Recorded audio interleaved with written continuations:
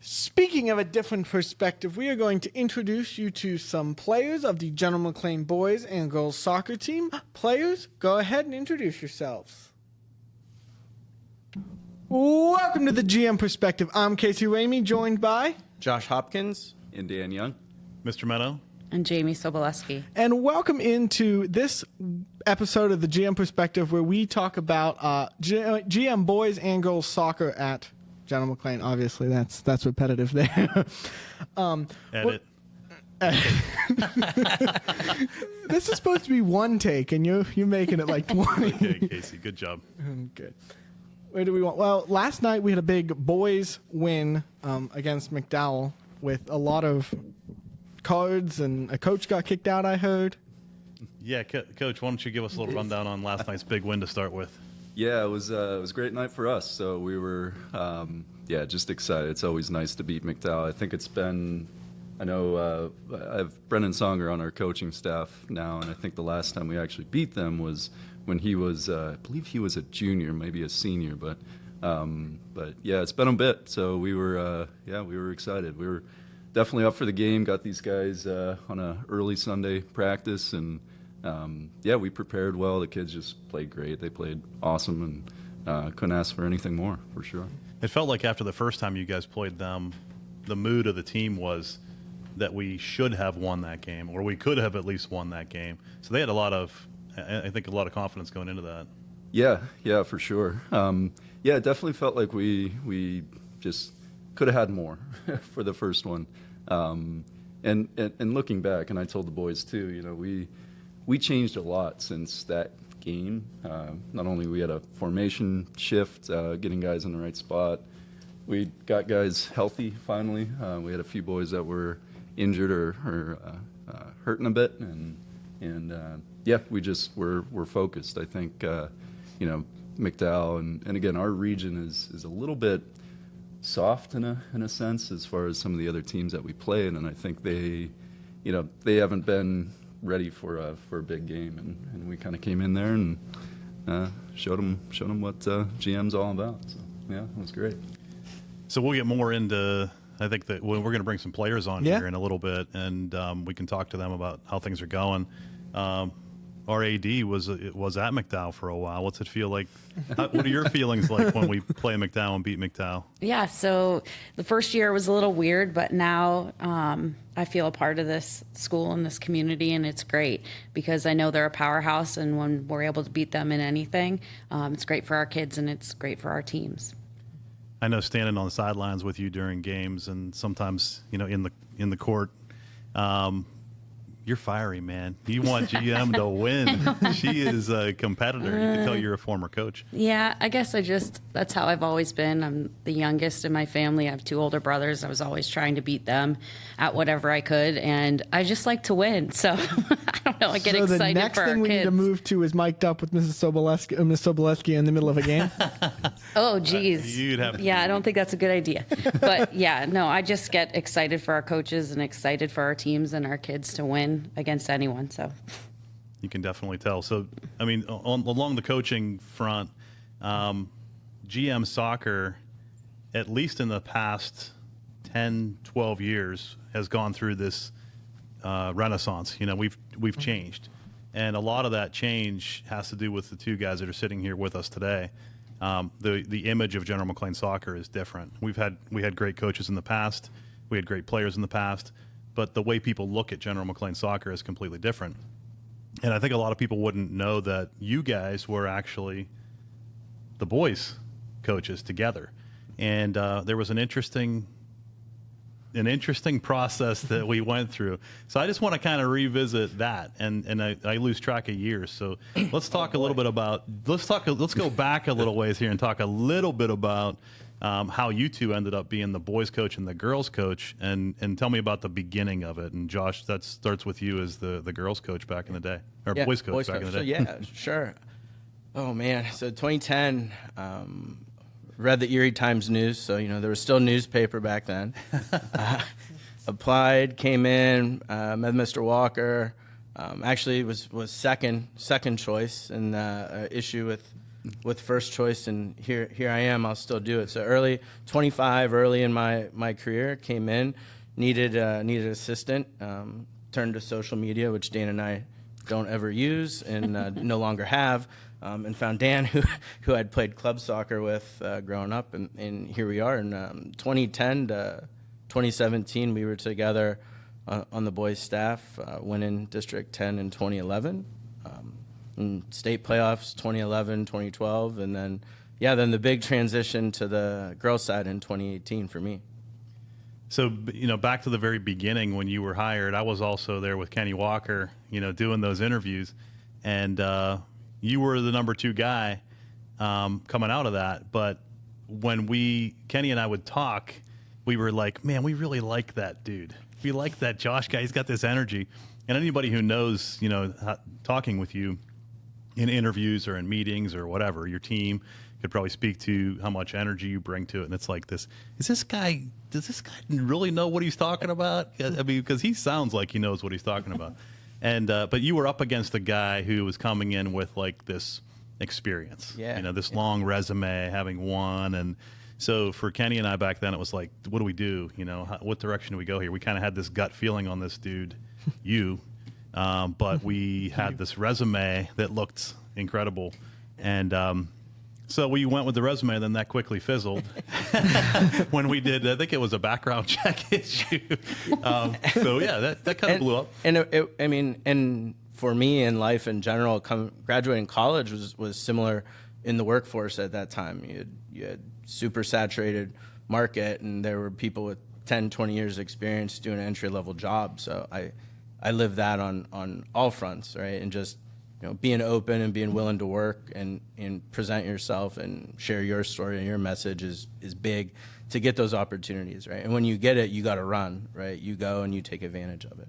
And that's what happened. So this first opportunity fizzled, and either Kenny or me or both of us said, "Hey, Josh, how do you think about, what do you think about coming in?" So you came in, immediate impact. I mean, you talk about starting in 2010, winning District 10 in 2011. And a big, you just had that impact immediately. What we thought was there was definitely there, and it's been there ever since. Yeah, I think we preach, and I know Dan continues, it's culture. Every year we have to identify our team's skill sets, our individual skill sets, but the culture and the process, that's what we coach to, right? I'm looking at how we're stacking performances versus results, right? If we perform and we trust our process, more than likely we'll be happy with the results. And I think getting the kids to be brave enough to buy into that and commit to it and keep going, right? It's easy to quit. It's hard to play out there for 80 minutes, right? You don't want to let your teammates down. You don't want to let yourself down. But to keep bouncing back through adversity and just trust it, shows the growth and the capability of the kids in the school. So, Dan, you were working with this guy as his right-hand man during those early days, and and what was that like for you as a coach? I mean, was this your first coaching experience officially, or? Yeah, so that was my first. I still actually, like, either I have nightmares or I still just remember. He brought me on, and I had a chat with you, and he had asked me something about, what's your playing style? And I thought, I don't know. I'm coming off of, just being a player. I'm like, I'd like to be a goal scorer. That's about. Meanwhile, this is a football guy asking you about your playing style. Yeah. You could have said anything at that point, probably. We were both, 24, 25. Lots of hair back then for me. Yeah, Josh had a full head of Not hair. so much here. But yeah, coming in, I didn't really know, what to expect, and I think we always complement each other really well. Josh obviously is much better on the vocal stance of things. And I'm Italian. So. Sorry. He's Italian. I thought that too for a while, and I was like, Dan's so composed. He's always like, I've never seen Dan not composed until, remember last year we were at Meadville? Yeah. Go ahead. He's competitive and he gets excited. So, I was like, what happened to Dan Young? he's quiet until the right moment in games. Yeah. Jamie and I were over on the far end of that field and looking back, and I was like, "Who was that just screamed?" She's like, "That was Dan." Yep, I don't have too many moments, but you can ask Gio. I try to be effective with my It's when it happens, it's it's memorable, right? Yeah, absolutely. So your first exposure to coaching then was through Josh, right? So do you guys have similar styles then? I know there's a difference in your approach as far as like just vocally, but do you have similar styles in practice and approach? Yeah, I think we still complement each other in that way too. And then of course, starting with Josh, obviously I took a lot of what he implemented to the teams, and obviously like big on the culture piece of it too. And I'd say we're still probably very, very similar in how we approach things. And there might be some different tactical styles that we use, or and again, I think we both have always just tried to cater to the kids that are in front of us and trying to put them out on the field the best possible positions. And every year it's different. I mean, it's the kids. It's just trying to get them into positions for them to be successful. And that's what we have always kind of preached and done. So. And I'd say we stress ourselves, right? We're always learning, right? If we were the same people now that we were in 2010, we would have aged out, right? The game keeps developing. We have to keep developing with our coaching education, either formal or informal, right? Internet's great. You find anything, right? But I think that's Dan hit it on the head, right? We're not a college program. We don't recruit people that play our system. We have kids that come every year, and we have to know everything to piece it together and put them out there and put them in a position to be successful. That's really always been our focus. Maximize what we have. So let's fast forward then from 2011, we get to 2017, or 2010, we get to 2017, and I have a conversation with Rob Kenner-Connect, who pulls me aside and says, hey, we at that point had a girls soccer opening. Yep. And we started to get some applicants for that. And there was a surprising applicant in that pool.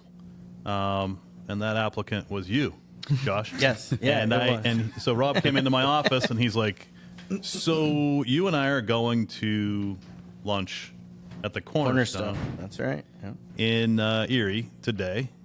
And, in typical Rob fashion, he's like, whatever is on your calendar will be canceled, and you will jump in the truck with me. And I was like, okay. I said, what are we doing? We're going with Josh, and we're gonna basically conduct our interview and hear this part of the process. So, so tell me how what made you feel like that was the right move, and then that kind of leads us to Dan as well, obviously. So for me personally, I think timing and understanding where you're at in your journey is always important. And I think working with Dan for 7 years, he was very capable of becoming a head coach. So for me as a club coach, coaching with both boys and girls teams, wasn't a hard leap. And I had coached girls high school soccer previously for a small bit. It felt like the right timing to deliver a message and help the school and help grow the girls program the way we did with the boys, and let Dan have hopefully his opportunity to shine and grow the boys program. And I think that's important in leadership, right? I'm not trying to hold people back, right? I should be promoting people up and out, right? So it was a win-win for me, gave me something new to go after, a new set of challenges. And was able to give Dan an opportunity to shine and show what he's all about. If you remember, during that time, Rob was pretty convinced this was the right thing to do, and I was kind of the stick in the mud there. And my feeling on it was like, I love Josh, but I don't want to ruin the boys program. No offense, Dan. I didn't. I didn't know. You have a good thing going. You have a team. You have a team of coaches. You guys really played well, or together. I mean, you had a good thing going, and I was afraid of ruining that. And I also had a giant question mark, and the giant question mark was what, Josh?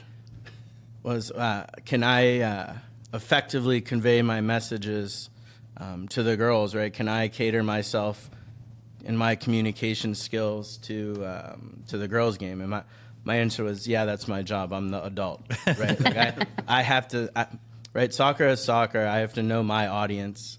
I have to be able to read the room. I have to be able to convey the messaging, and understand the different puts and takes of the relationships with the players. And yeah, but that was most of our lunch dialogue was can you tone it down? And I'm definitely toned down. I think you mellow with age, but you have to read the room, right? You have to read the room, and you have to be able to connect more with the student athletes and help them understand the why. I think that's much more important in my current role. Understand the why. They want to do it, and they want the thumbs up. Yep, I did it. Always want to, hey, maybe try this, and then they do it, and they look what I did. Right, the different. But we all got to the same place, and the team was successful, and it's brilliant, right? But it's just a little nuance. So there were two giant questions that came out of that. Number one was, can Josh coach girls, and can he do it effectively? And can the boys team respond to Dan's personality? I felt like we were taking a huge risk, and what we were doing was going to maybe blow up both programs. But you guys had the foresight, and Rob had the foresight to say this is the right move. And I mean, obviously, we're really happy that we made that move, because you can't always fill those voids the same way. You can't take two people like that and just separate them and fill the voids. But you guys did it. What was it like, Dan, having to replace Josh that first year? Yeah, it was interesting. So luckily, I had Josh. Obviously we tend to practice and do things at the same time. So not to say it was a crutch, but I always had him there, and he's obviously been great support for me moving forward, and gave me that opportunity as well. But it was different. I really, I guess the beauty of it is he left me with probably one of our best teams that we had assembled at that point. That was these guys know Brennan Songer now, since he's part of our coaching staff, and that group, Logan and all those boys. We were the Buffalo Bills back then. We made it to the district finals 4 times. Unfortunately, we had to play prep 4 times, and we kept it pretty close, but unfortunately never got over that line. But so going into it, we had the skill there. We had the proper team that we've kind of built up for a lot of years too. So that was a huge help. I always wish I was I wish I was where I'm at now in my coaching with that group too, because I feel like definitely being the head coach, there was a lot of things that I stumbled on or maybe could have done better or different. But I thought still it was good. It just naturally, we've both been playing soccer since we were 4 years old and just know the game. And, I think it just kind of comes natural to you, as far as maybe not so much the messaging overall. And, maybe I don't get that right every single time. But, it was a pretty good transition overall. And like I said, just knowing Josh was kind of there, but not, was helpful. And, just from there, just kind of grew into it, and right now, just feel great. I feel like we got our programs both in a great spot, and we're firing on all cylinders. You guys still communicate during season get feedback from each other? Yeah. Oh yeah. Yeah, we talk. Yep. All the trade secrets we talk. Yeah, we still talk pretty often, almost on a daily. At least we send 1 or 2 texts, just kind of. Especially if we catch a game, or we see something, or if he's coming to my game or I'm going to his. What are you working on? What do you like? Because if you got a seasoned, friendly eye up in the press box, it's valuable. So I know Kasey's going to interrupt me here, but before we do, I want to talk real quick, about the state championship. I'm going to go on record of saying that at 9:30 you would have been able to leave this room. Yeah, and it's 9:30. I have plenty of time. Everybody expects me to be a few minutes late. I'm supposed to be at work right now. Right? Yeah. So anyway, and this will bring Jamie in a little bit too, because this is your first year, right? and we end up going to the state championship in girls soccer. So what was it like for you planning that, and like what the excitement? Here you are, and suddenly we're on a pep bus going to. Yeah, it's crazy because it was the first couple months of being here as well. So that experience was great. It was kind of figure it out as we went, but also I'm really not a soccer person. So I think actually the first. I trained Rob for years. What's that? I trained Rob for years on soccer. Yeah. I made him an effective UISA coach. Yeah. So That's right. I think the first time I actually watched an entire soccer game was when I was on the sideline, during that first season. But the one thing I enjoy about both of these coaches is what they were talking about earlier, that it's about growth, and every single day there's something that they're changing or they're building upon. And Josh still, if there's a loss, he's texting me and kind of giving me feedback and talking through what he's going to do for the next practice. And I was that same kind of coach too, so I appreciate it. But it was just great to be on that journey and watch the kids and watch him and have them get to that level was amazing. And play the way they did in the state final too was great. That was incredible. That whole weekend was. Yeah. I mean, and the weeks leading up to it. It's like a beautiful chaos. The state playoffs. It's fast and it's furious, and you just get on a roll.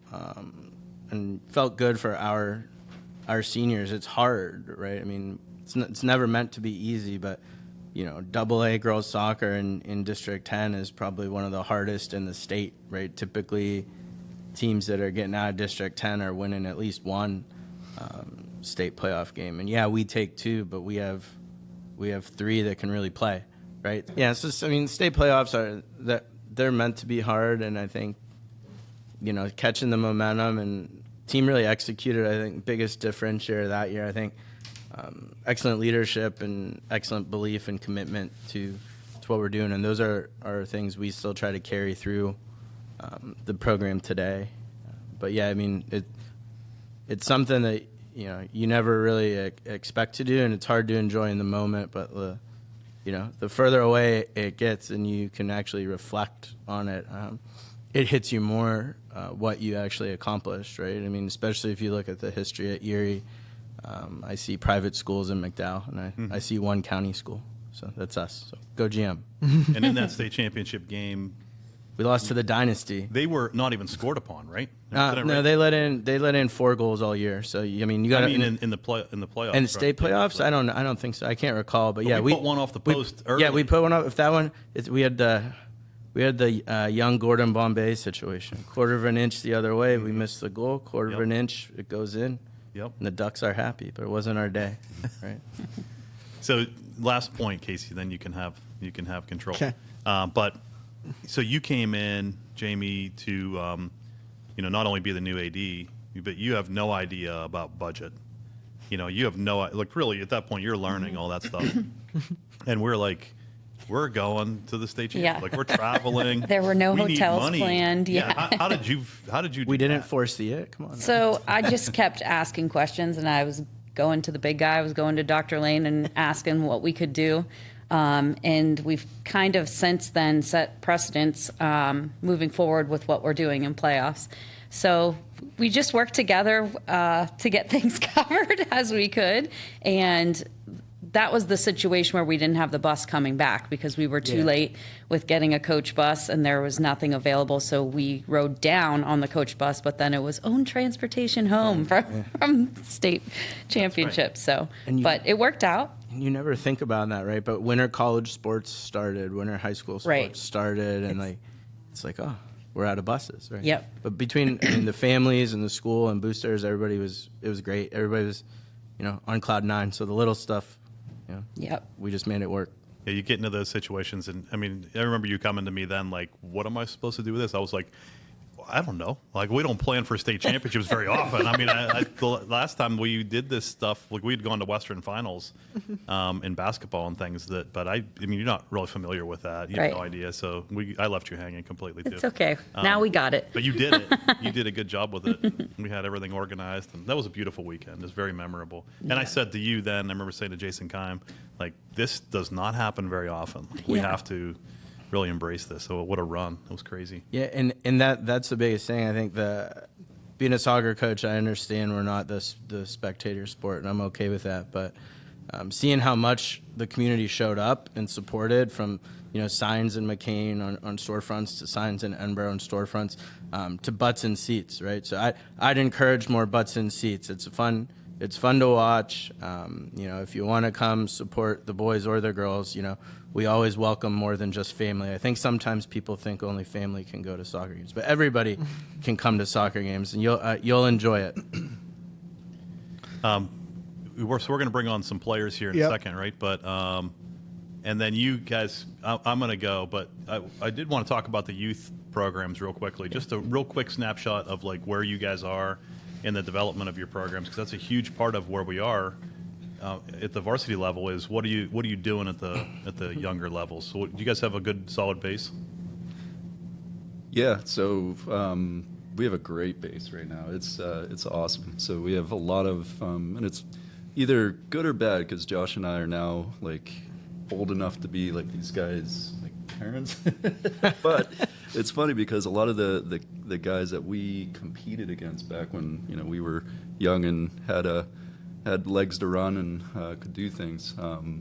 We're playing against these guys that, or I'm sorry, they're the parents of the kids that are coming up, and they're helping us. And it's great because they're getting everything started basically from grade 1 all the way up to and we stay connected with them. GM United runs independent of GMSD soccer, but we are always tied in with what GM United's doing, and their biggest thing they're doing is trying to put together a full calendar offering, fall, winter, spring, which is great. That's how you build the players, and then kids that enjoy that, right? The next step would be going to play on a local club team, right? But yeah, we want as many kids as we have, and I know we almost have 200 in the whole. Yeah. I know we're over 150 in the whole program but that's 1 through 8, but over 150. It's a lot of good interest, so the focus starts to shift to retaining them into soccer, because I think both our programs would welcome more players, right? So it's keeping them through that whole journey, but very happy with the interest and what GM United's doing.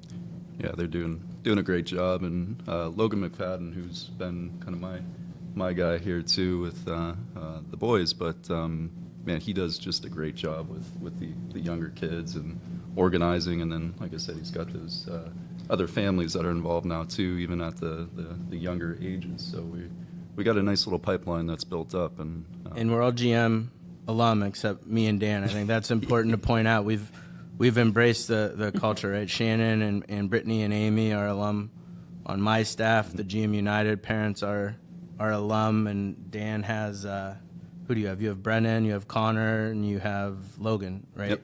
So you have three players that Dan and I coached are back coaching with Dan now. Yeah, I think it's good to have the GM people involved in things, but we've learned that bringing in people, having you guys with a different perspective, having an athletic director and Jamie with a completely different perspective as a head coach for how many years? 19 years. Ironically enough, started at GM, right? Actually, I think I was 17 at McDowell and then 3 here, or 3 here prior to. Your first 3 were at General Mclane, yep. Right? And then just from the top to bottom, I think we see it with the superintendent. We bring in a superintendent with a different perspective. We bring in an assistant principal with a different perspective. We have a curriculum coordinator with a different perspective.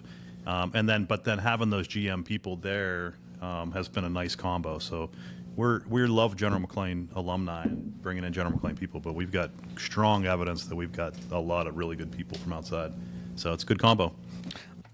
And of course, this production would not be possible without the support of the General Mclane Foundation, Gerald Aggers Fund. We appreciate all of the support that the foundation provides, not only to us, but to the district as a whole. GM Foundation, thanks so much. Speaking of a different perspective, we are going to introduce you to some players of the General Mclane boys and girls soccer team. Players, go ahead and introduce. Bookhammer, Emma Walker, Carter Sidlinger. All right, how are you guys doing today? Fantastic. Good. We just sat through a 40-minute podcast with Mr. Mennow that we'll piece on in front of this. But as we go through this year, boys, you guys had a big win last night against McDowell. Yeah, I mean, this is just, we had to come back and play them a second time, and we ended up beating them by the same score that they beat us.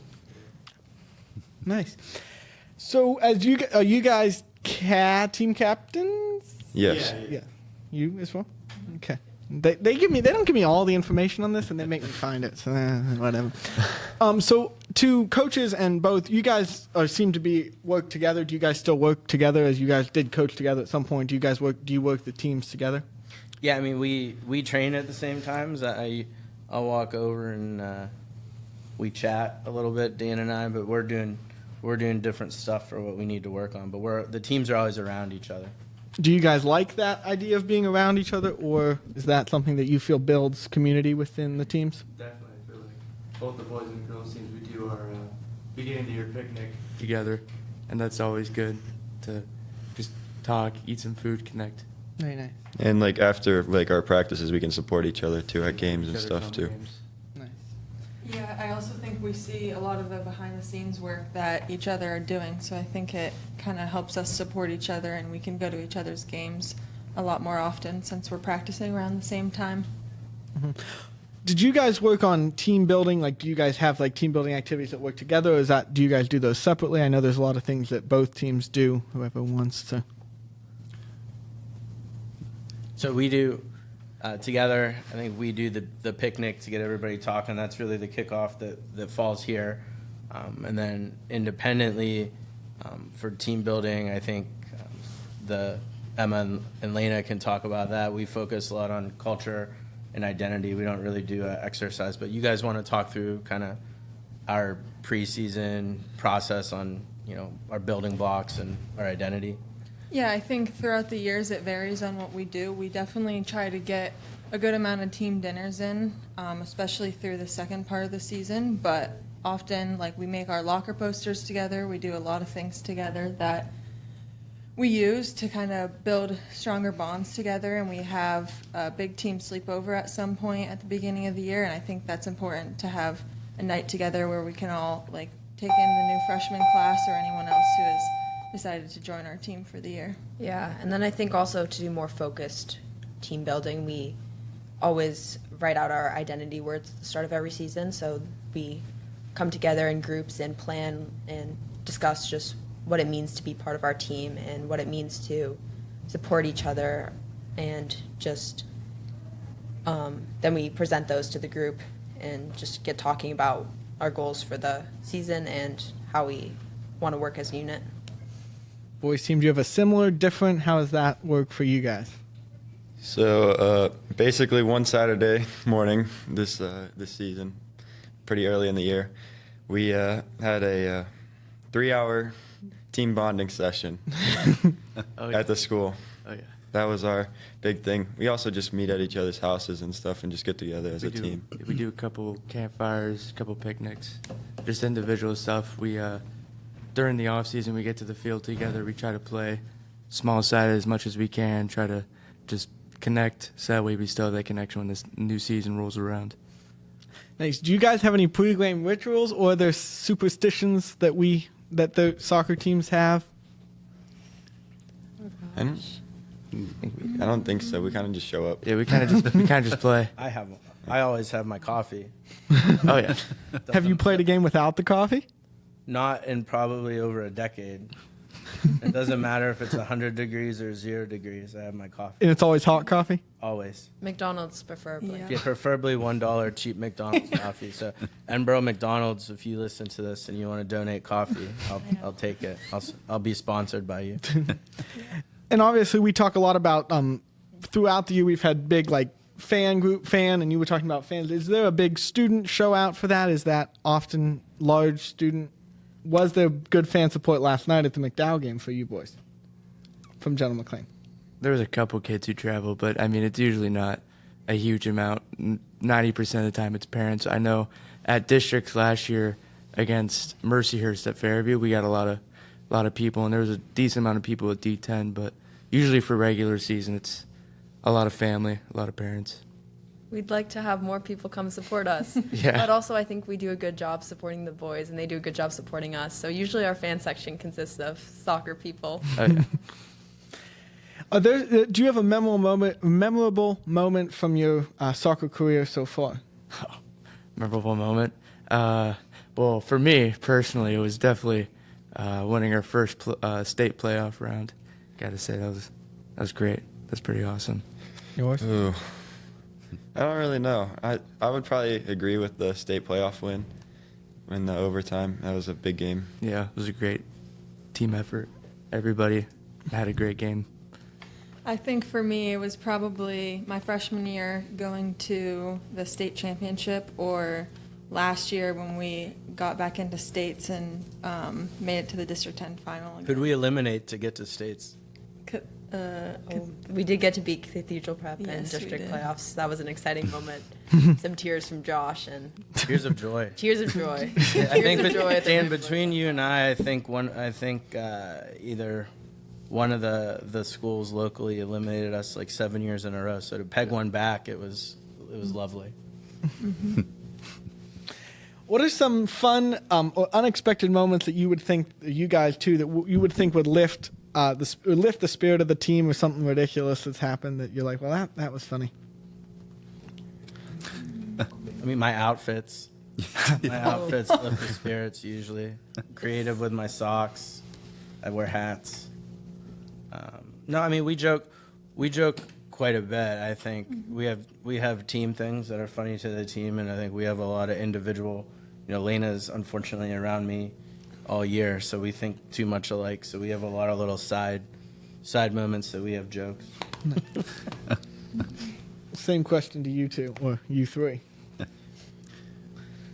Yeah, I was gonna say. I mean, we certainly have characters on the team that keep it pretty light, and can keep us all laughing. I know we do always enjoy, if a kid just magically trips on the field without anyone touching him. I think I do remember, not to point out Quinn, sorry Quinn, but the last time we played McDowell, he went on this run. He got the ball from about 70 yards away from where we were trying to score, and he just kind of kept going, which was great until he hit about 30 yards in, and then he kind of magically lost the ball, and all of a sudden just kind of blew himself up too, and so that was a highlight for me, at least. Sorry, Quinn. So obviously you guys, and you were saying you have a lot of GM alumni that are on your coaching staff. Do you have friends that when you guys played with through your career come back and help, and then obviously there are GM alumni that are on the coaching staff, and that makes a big impact on the kids, I'd assume? Yeah, it's great. I love just having guys that are in the community that have played for the team before, and yeah, Josh and I, either good or bad, we've been around for a long time. So we got a lot of alum that's around here, and yeah, my first Connor Scully, who was on our first championship or D10 winning team, approached me. Geez, what would that have been? Back in 2019, I think, when he first started. Just been a great addition. He's got a great mind to him, and just has really supported us a lot. And then, from there we added Logan McFadden, he kind of embodies the whole GM culture. He's just, he's here, he's there, he's everywhere. He's just the GM boy through and through. And we have great additions like Brennan Songer here this year as well. And I know I've had actually other guys reach out to me too that are past players that will probably join up and support us as well too, which is great. Emma, Lena, why don't you talk about a little bit how it's like interacting with Shannon and Brittany and Amy, because I think they're all very different from me.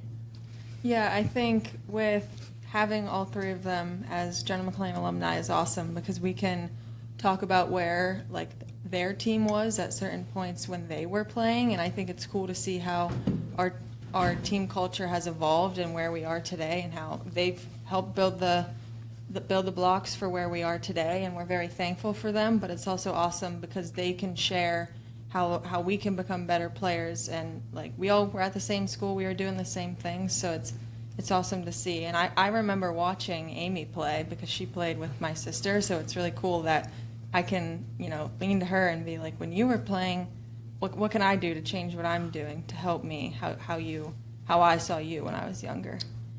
And I would also add, we do love Josh, but I think anytime you can have a knowledgeable female to help coach you, for me as a female athlete, I just think that's so important, just to see that there's other people like me who are athletes as well and get that representation and have their perspective. Maybe it's a bit different from Josh's, so like their contributions are also appreciated. Crickets. Okay.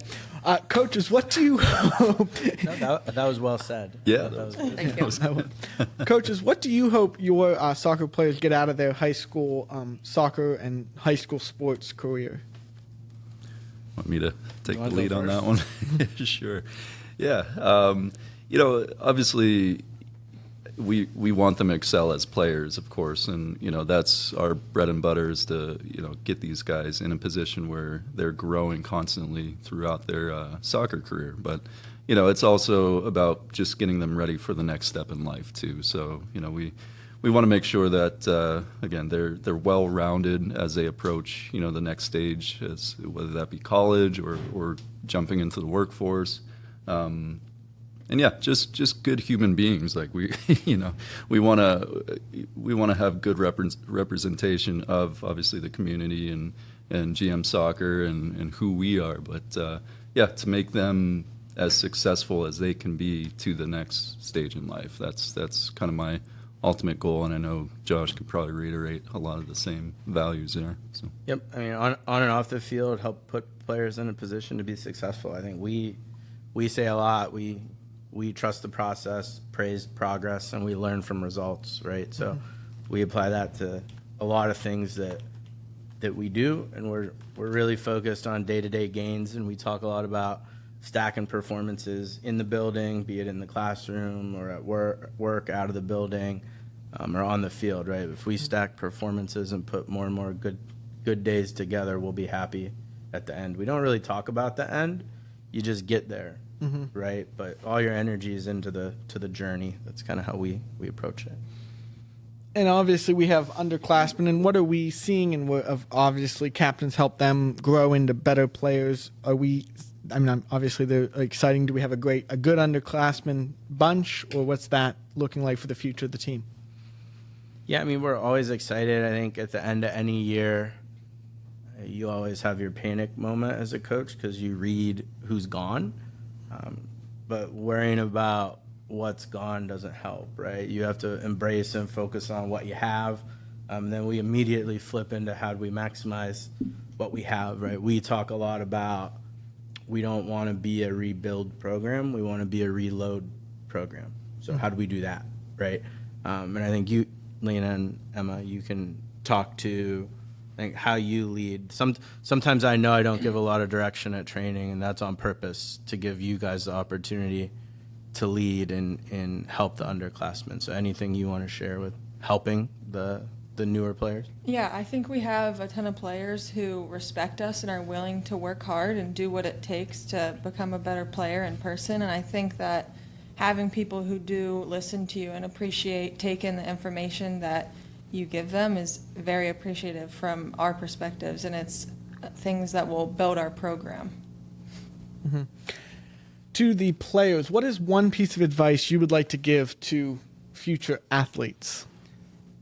One piece of advice I would give is to manage your time. Make sure you do them all in the classroom, and make sure that that doesn't affect the way you play. You don't have to worry about anything. You can just play with a clear head. And also to add on to that, to make sure that on your own time you're doing stuff to improve, because sometimes you can't get everything out of a group session, and sometimes you need to work on individual things. Make sure you visual individual things right. Shooting, passing, your first touch, a lot of it comes on your own time, working hard when you're not with the team. Carter? I think it's just not being scared. If you just want to, you can get whatever you want if you just work hard for it. It's if you put in the extra time, you'll get what you want out of it. Emma? I would say just bring your best every day. Like whatever that may be, every day try to become a better player, a better person, and also have a positive impact around, like, of all the people around you. Elena?